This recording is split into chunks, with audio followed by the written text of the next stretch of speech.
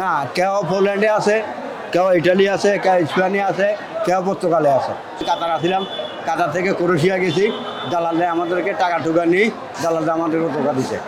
ওই রোমের যে টার্মিনি আছে, টার্মিনিতে 4-5 দিন ঘুমাইছি। আর আমার যত বিকেট যত আছে, শুধু ইন্টারনেটটা ছাড়া আর কিছু রয়েছে না, সব হয়ে গেছে। প্রায় 1 বছর 9 মাস ওই এনজিওতে ছিলাম, কোনো কাজকর্ম করিনি, করি না।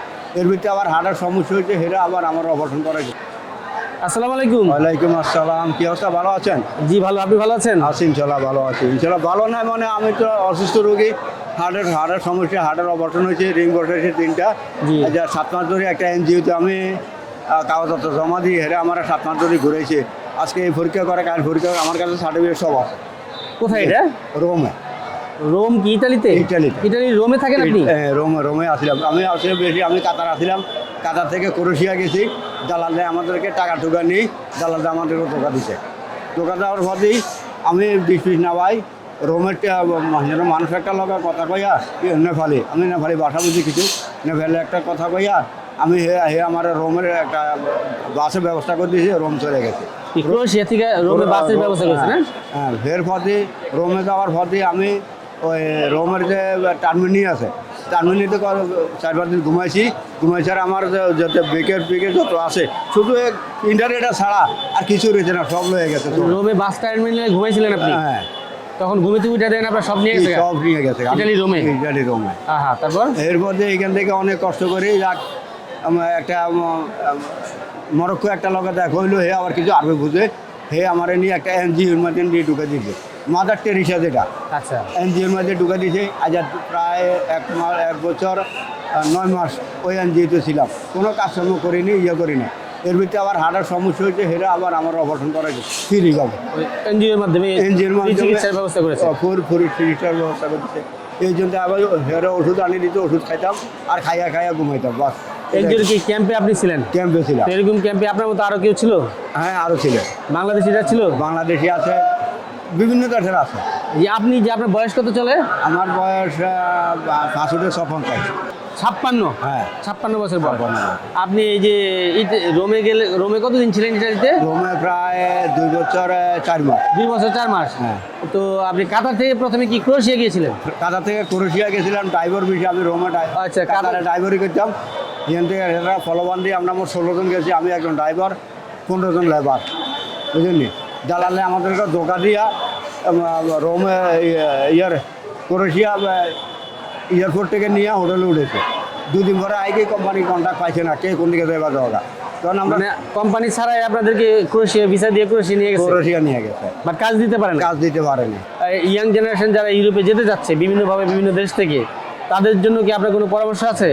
তাদের জন্য আমি একটা কিছু বলবো যে তারা যদি কোনো একটা চ্যানেলের মাধ্যমে যায়, মনে করেন কেউ অত আত্মীয় আছে, পাই আছে, বন্ধু আছে, যদি ওরা কোনো গার্জিয়ান হয়ে আপনারা যদি সহযোগিতা করে, তাহলে আপনি যাইতে পারেন। যদি আপনার কোনো সহযোগিতা না পান, তাহলে আমার মতে যাওয়াটা ভুল।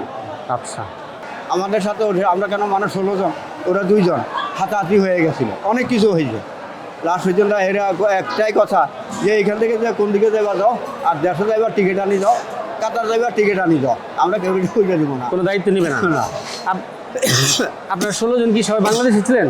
সব বাংলাদেশি ছিলাম। সব বাংলাদেশি? সব বাংলাদেশি। সবাই কাতার থেকে ভিসা নিয়ে গেছে? সব কাতার থেকে ক্রোয়েশিয়ার ভিসা? ক্রোয়েশিয়ার। তারপরে এই 16 জনে কি ইতালি চলে গেছে? না, কেউ পোল্যান্ডে আছে, কেউ ইটালি আছে, কেউ স্পেনে আছে, কেউ পর্তুগালে আছে। সবাই বাইরে উঠে চলে গেছে? বাইরে ওটা চলে গেছে, মানে সবার আত্মীয় স্বজনের লাগে যোগাযোগ করে চলে গেছে। আমার কেউ ছাড়া না, আল্লাহ ছিল। এই আল্লাহর উপরে ভরসা করে আমি রোমে চলে গেছি। রোমেতে আমার সব কিছু হারালাইছি, যেটা লই আসিলাম ওইটাই আছে, আর কিছুই ছিল না আমার কাছে, বুঝলেন। তো ক্রোয়েশিয়া তো সেনজেন কান্ট্রি, ক্রোয়েশিয়া থেকে অন্য যে কোনো দেশে সেনজেন কান্ট্রিতে গেলে, লাইক ফ্রান্স বলেন, ইটালি বলেন, যে দেশে পোল্যান্ড গেছে, এমনিতে তো কোনো সমস্যা হয় না, না যেতে দেয়? না, কোনো সমস্যা হয় না। বাই রোডে বাসে যে ইচ্ছা যাওয়া যায়? বাসে যে মোটা আমার 28 দিনের বেশি আসিল, তো আমরা যে কোনো দেশে ঢুকতে পারতাম 28 দিনের ভিতরে। কিন্তু ওই আমার তো কেউ ছিল না, এই জন্য আমি রোমে চলে গেছি, দেখি কেউ পাই কিনা। যদি কোনো লোকের পরিচয় হয় বা কোনো লোকের যদি কিছু করতে পারে, সহযোগিতা করে, তাহলে আমি রোমের কোনো একটা কাজে করতে পারি। এর মধ্যে কোনো কিছু করতে পারি না, আবার সব কিছু চুরি হয়ে গেছে। চুরি হইবার পরে দিই আমি একটা লোকের ধরে এনজিওর মাঝে ঢুকছি, এক বছর আর আপনি তো বললেন এনজিও তে নিয়ে গেলো, হ্যাঁ, তারপরে ট্রিটমেন্ট দিল। আচ্ছা, আপনি treatment যখন এই যে কাতারে থাকতে ক্রোয়েশিয়া ভিসার জন্য আবেদন করলেন, হ্যাঁ হ্যাঁ আপনি তো কাতারে কি ড্রাইভার জব করতেন? হ্যাঁ ড্রাইভার জব কাতারে কেমন ছিলেন?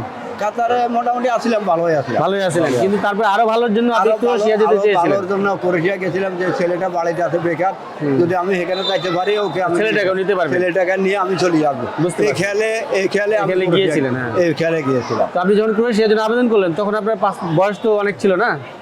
প্রায় 50 50-এর বেশি ছিল।